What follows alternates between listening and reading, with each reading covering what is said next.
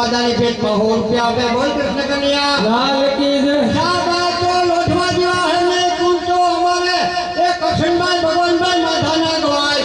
જય માતાની ભેટમાં 100 રૂપિયા